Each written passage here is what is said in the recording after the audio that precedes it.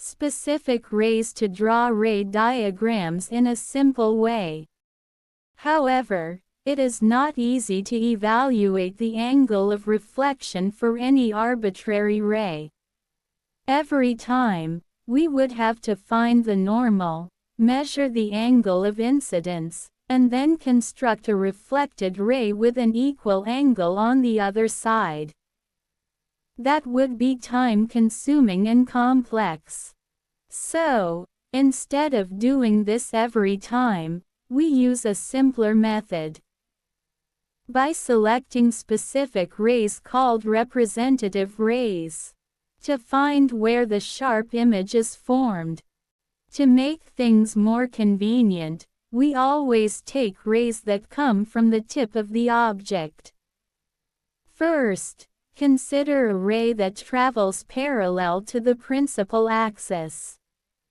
This ray, after reflection, passes through the focal point of the mirror. We call this ray R1. So, R1 is a ray from the tip of the flame, going parallel to the axis, and after reflection, it passes through the focal point. Next, we take another ray that passes through the focal point before hitting the mirror. After reflection, this ray travels parallel to the principal axis.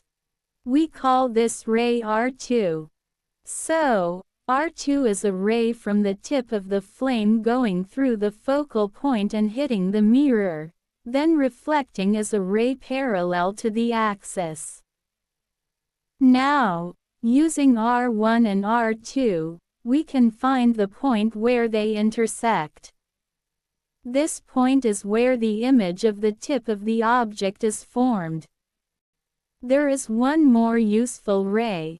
Any ray that travels along the normal to the surface will reflect back along the same path. We call this ray R3. A ray drawn from the tip of the object to the center of curvature acts like a normal to the mirror's surface. This ray will reflect back on the same path. A ray that travels along the normal retraces its path after reflection.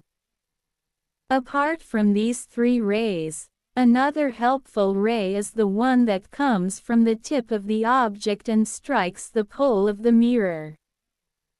For this ray, the principal axis acts as the normal, and the laws of reflection can be applied.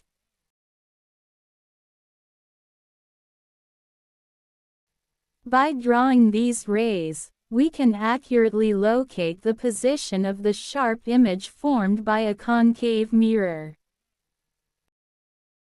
And all the normals meet at C.